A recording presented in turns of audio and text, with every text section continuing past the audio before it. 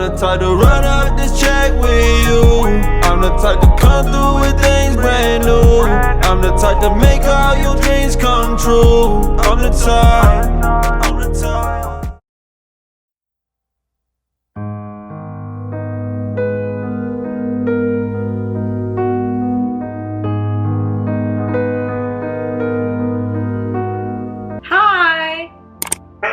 Can you? I can't see you, but I can hear you. Okay, give me 1 second. There we go. There. Hello. Awesome. Hi. Nice to meet you. No, this is such a strange way to meet, but okay. Very strange way, right? This is a new us right now. Right. I'm getting used to it, but I don't love it. I know. So are we. We're trying. Okay. So, I have an appointment. Did she tell you that I have an appointment with her next Tuesday? I think it is? Yes, she did mention that to me. Okay. So basically, I need a little bit of information. I will answer all your questions about what a healthy surrogacy arrangement looks like. Okay. I'm not here to make a judgment whether you should go forward or not. That is not my job. Of course, when I meet with her, I am assessing whether she's appropriate or not. Awesome. Awesome. Okay. Okay. So just tell me a little bit of background. What is the reason for needing to work with a surrogate, and who's your doctor, and how did this come about? Okay, so I had a hysterectomy. I'm looking down. I'm taking notes. No worries. My uterus was removed. They left my ovaries and fallopian tube and all that. The reason why they removed it was because it didn't develop at birth. So they noticed during another surgery, like another GI surgery that I had around that time, they noticed that there was like a mass inside my uterus. So the doctors recommended that we remove it. Well, then my parents took the decision to remove it. And I mean, I was a child then, so they said there's going to be options to conceive in the future. Okay, that's quite young. That's very, very young. But things were different in those days. I know, very. So it was a complete hysterectomy, including the ovaries? No, just uterus. Oh, just the uterus? Yes, okay. Just the uterus. Okay. Do you have embryos in storage right now? We do. We have 2. 2 embryos. Two okay. embryos. And who's your doctor again? Dr. at USC. Oh, okay. He's great. He's amazing. Yes. He's one of my favorite. Oh, good. Yeah. I love his energy. I love his energy and his passion for what he does. I think that's what really made us decide to just stick with him. Yeah, and what I'll add to that, he's a brilliant doctor. I've heard that. I've heard that from a few people already. Yeah. How old are the two of you? So I'm 31. I'm 40. Okay. And you went through one IVF cycle, egg retrieval, or you've done more than one? We just did one. Okay. And he thinks that's enough?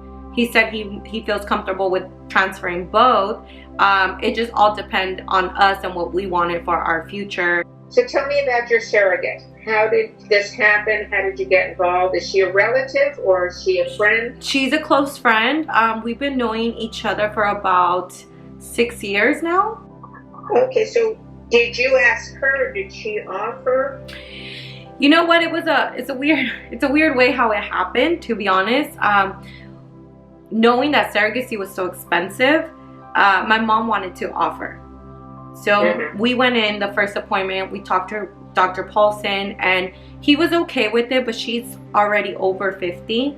So he had a little, I guess, concerns of it being a really high-risk pregnancy, and he just wanted me to reconsider everything.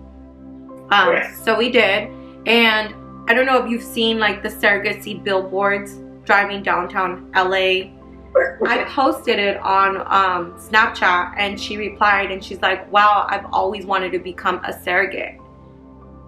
And I then told him about it, and I told my mom about it, and it took us a while to really ask her. She said she had already reached out to a surrogacy agency, but she actually did reach out to one prior to all of this, and she was waiting back on them, and in that time I reached out to her. Okay, great. So you've known her for 6 years now.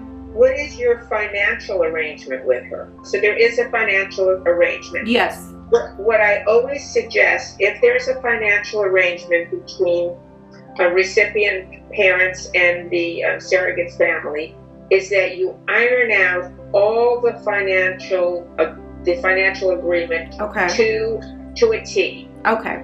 The goal is, once you do that and it's in the contract and the system is set up, you never ever have to talk about money again. Okay. Because this is considered an independent surrogacy. Right. Right. There are certainly advantages to an independent surrogacy, but there's also a downside. Okay. And the downside is you have to arrange and orchestrate the whole thing. Right. So if you can keep that as clean as possible, you're off to a great start. Okay. Okay. Do you have an attorney already? I do. I am working with. Oh, she's great. She'll write a good contract. Awesome. And your surrogate mother will make a recommendation for who your surrogate mother reviews her contract. Right. Right. Okay. She did mention she would help us out with making that recommendation for us. Okay, great. No, you're in good hands. Oh, good. That makes us feel good. Because she's been doing it for a long time.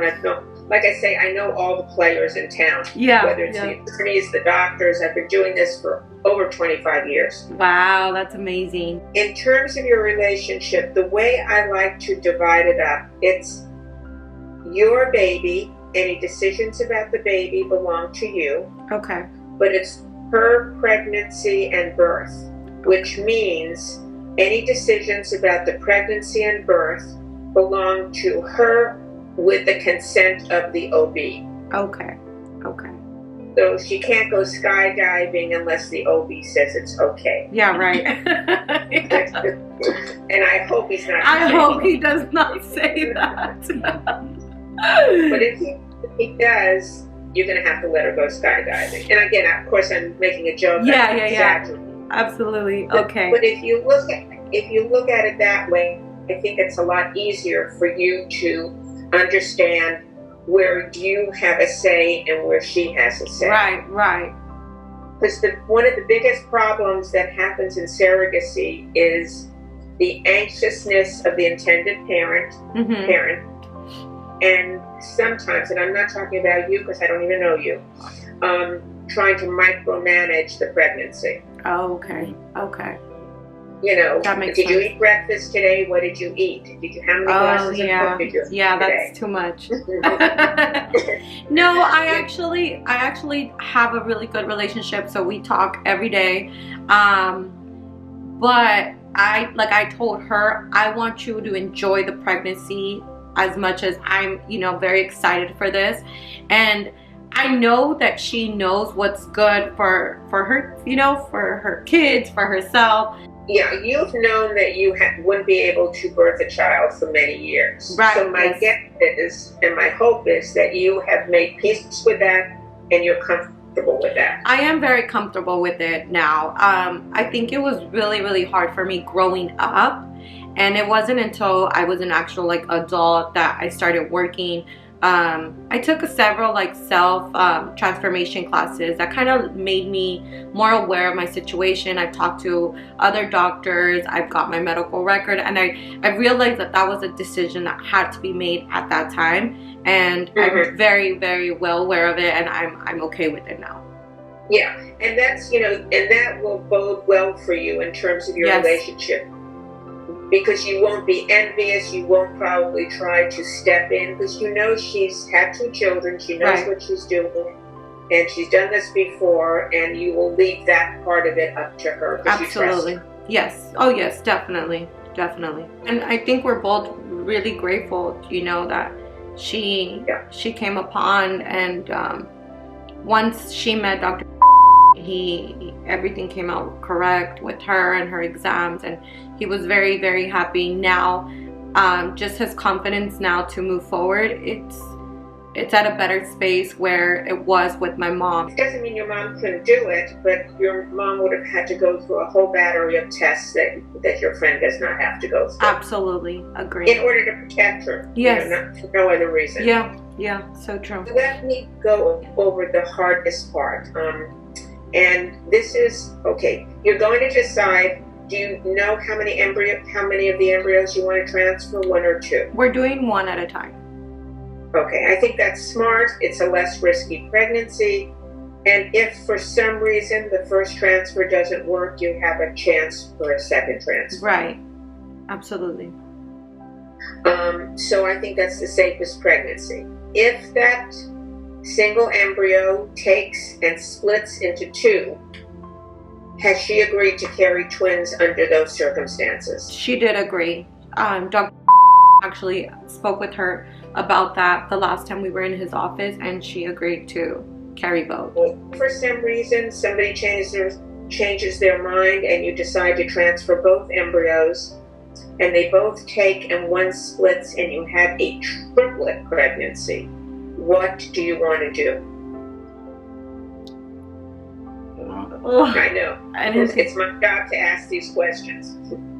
I mean, because I'm the intended mother, I would stay with it. He didn't go as far as asking her that, because he made it very clear to us that he was only transferring 1 since the beginning. Okay, but I will tell you, statistically, a triplet pregnancy is a horrible pregnancy. Wow, okay. The likelihood of her giving birth early is high. Potential problems with the children is increased. Issues with the children. I've seen it. Yeah, and so it is a challenging pregnancy. I'm not saying there are not adorable, healthy triplets out there, but more often than not, there are complications that are pretty significant. And she also will be in bed rest for probably a good portion of the pregnancy. So I'm not telling you what to do. Those are things for you to think about. Now, here's a more difficult question also, and I just need your honest answer because I have to ask her the same question. If there's something seriously wrong with the fetus, what do you want to do about the pregnancy, if anything? Wow, that's hard. I know it's hard, and that's why I have to ask it, because it has to be decided and agreed upon between all of you before you move forward. I mean, statistically, you're young. It should be fine, but there's always the what ifs. And you don't have to answer that question this second, but I will need the answer before I write my report. And I don't know how she feels. I think that's a hard question. It is a hard question, I agree. And a painful one. It's very hard because they told my mom that I was coming with a lot of complications as well. And they gave her the option to have an abortion. I believe it was still for 4 or 5 months. They still asked her to, or gave her that option, and she decided not to. But I did have a lot of complications at birth, bringing me to 14 surgeries in total. So it was tough. As a baby, it was really hard, and I think that I don't know how I feel about that. Okay, again, it's something that you absolutely do need to talk about, and just get back to me. It's emotional, and you've had the personal experience yourself, and here you are, getting ready to become a mother, which is wonderful. So I don't know what her position is on termination, but she may say, I don't believe in termination under any circumstances. And then you would have to make a decision if you wanted to terminate, that maybe she's not the right surrogate for you. Or the opposite. I don't know how she feels. I think me speaking myself, I feel like if we were to be there, I wouldn't terminate. That's the end of the hard questions. Okay. That's hard. I honestly, I didn't talk about that, consider it, or. Yeah, Dr. leaves it up to me. Oh, okay. He only wants to talk about the good stuff. Right. No, I'm just teasing. Okay, so that's something that does need to be addressed statistically with your age and everything. It should be fine. Right. This shouldn't happen. Amen. But we always have to there's always that one in a million chance that something, and you know, in 25 years, yes, I've had a couple of those instances, but not very many at all. Okay. I just feel like it would go against what I believe, but at the same time. Okay, so, you know, think about that hard, because what I don't want for either of you is that for you to make a decision in one direction and then have regrets. Right. It's just like you've made peace with your hysterectomy. You said it was the best decision at the time and you've made peace with it. I did. You have to do the same thing here. Whatever decision you make, I don't want you to come back in the future and just be so angry with yourself. Right. What is your background? Are you religious as a couple or not? Or I was raised Catholic. I was raised Catholic, but as I got older, I just feel like I believe in God. Okay. And what about you? Yeah, I'm Christian. Since I was little. Okay. Okay. So again, you have to also appreciate and respect the fact, being Christian, they don't have as many issues with termination and abortion as Catholics do. Right. So really be respectful of each other as you discuss these hard issues. Okay. I don't think it was something that we've ever talked about. No. We didn't even think about it. I didn't even think about it. Yeah, well, that's part of why you stopped talking to me. Yeah. Is there anything you're worried about in terms of working with your friend as your carrier? No, not worried. I did have one question, and I guess it was just like, how is it when they deliver the baby? What happens next? Depending on the hospital, they will either, if there's room, they'll give you a separate room where you can be with your baby. Okay. And then I always suggest an open door policy. So she can visit you, you can visit her, so it's really like an extended family. Yeah. And that's how I see her. I only have a brother and he's younger than me. And I feel her like the sister I didn't have. So then you'll see each other after when you get home. Just continue your friendship. Okay. Don't be afraid of she's going to bond with the baby. She wants to keep the baby. That doesn't happen. She has her 2 children. If she wants another child, she can go have one. Yeah. I think the same way, that if you're becoming a surrogate and if you already have kids and if you want more, then you're going to go have your own children. Yeah. If you have a sense of humor, I would say, do you have a sense of humor? I do, yes. Yeah. Do you? Okay. Yeah, we both do. If she wants a baby, she doesn't want your baby. Yeah, right. That's true. Nothing personal, but she wants her own. Yeah, absolutely. That's what I thought too. Yeah. I'm very careful who I say that to. Oh. Okay, so that kind of gives me more clarification as to what happens at that point when we go home. Yeah. She really gets to decide who's in the delivery room. I don't know what her background is, what her sense of privacy is.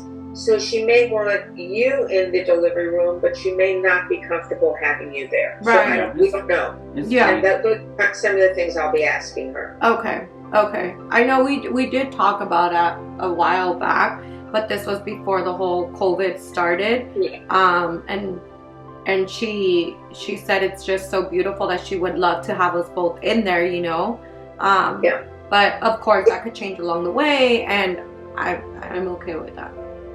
Yeah, and again, and we don't know what's going to happen. I think it's just the whole COVID thing kind of had me a little more like, oh my God, if they tell me no, but I want, like, my main priority is to have both of them safe. Yeah, I just had 2 surrogate deliveries in the last few weeks, and one of them, they would not let the parents in the hospital. Wow. The surrogate went in and had the baby. Her mother was with her, and they would not let any additional people in until after the delivery. and legally, the paperwork, the intended parents are the legal parents. So then her mother had to leave, and then the couple was allowed in. Okay.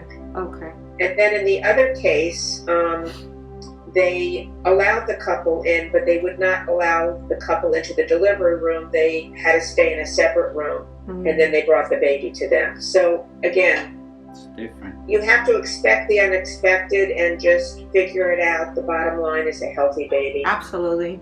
That's, And if you are not the first person to hold the baby, it's not going to make a difference in the long run. right. True.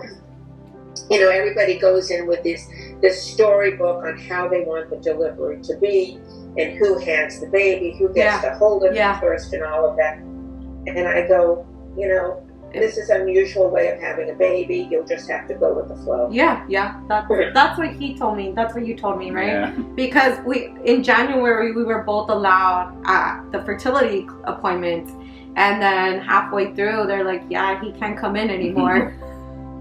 So I had to just go in by myself, and it just, that's, you know, we just went with the flow. We didn't have a choice. We didn't have a choice. Way, and you know, but I do have people that get so upset by that, and I go, you know, there's the goal here. The goal is to have a healthy baby. A healthy baby. Yeah, that's goal. And you may have to take a little bit of a windy road to get there under the circumstances. That's true. Okay. Any questions coming up? I mean, any other questions? No, I got no question. No. No, I don't. I think we're well aware of like how the situation should be, and it sounds like you are. Yeah. It sounds like you're open to, you know, however it happens, and you don't have a script. I'm just open for her to, you know, be comfortable, enjoy the pregnancy, and be healthy along the way. Yeah, and again, I think the biggest thing in surrogacy relationships, and that's what I tell anybody when they start to try to connect with a surrogate mother that's going to carry your baby, is that you have to trust her. And if you don't trust someone, she's just the wrong surrogate. Yeah. I don't think you like her, or you think she's healthy, or she's whatever. If you don't trust her, find someone else. Yeah. So that's really where you start. Mm-hmm. And then all these other things can be worked out. I have never had a situation where a surrogate has kept a baby. Yeah, no. or done something dangerous or inappropriate. To the baby. No, I honestly, I fully trust her with being our surrogate, and I'm very comfortable with her, you know, carrying my baby. Here's your chance to pick my brain about, you know, just doing this for so many years, how anything else that's sort of sitting with you. I am going to do, you know, a full assessment of her, and then we can touch base on the phone or on Zoom if there's any issue that needs to be addressed further or anything like that. Okay. No, I think the only question that I had was basically what happens after the baby gives birth. The baby gives birth, after the surrogate gives birth. I think that was like my main question.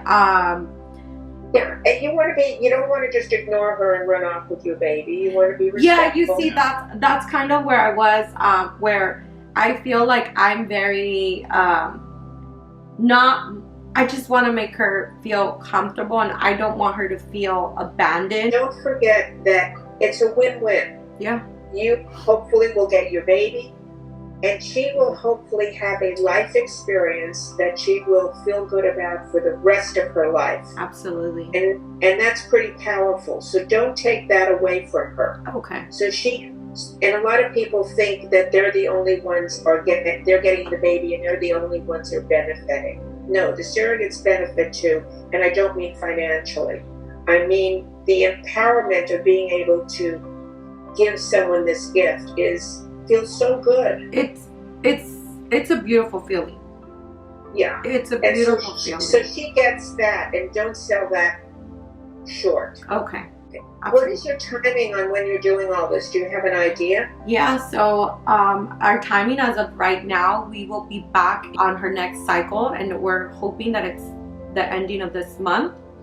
Okay. I'll have my report in by the end of next week, probably. Awesome. Okay. Yeah. So Okay. it seems like we're on to the next appointment right before the transfer. But it does take, like, I guess, to get the exam back and whatnot. I think it's like 2 weeks. Say hi to Dr. Paulson. I will. You know, Thank you so much. I haven't seen him in a while either, but you're in great hands. Thank you so much. Thank you. Thank you. We appreciate it. Okay, I have your email, don't I? Yes. Yes. Yes, I do. Yes. I did assume. Okay. Awesome. Have a good day and take care. Likewise. Thank you. Likewise. Bye bye. Thank you. Bye-bye. Bye.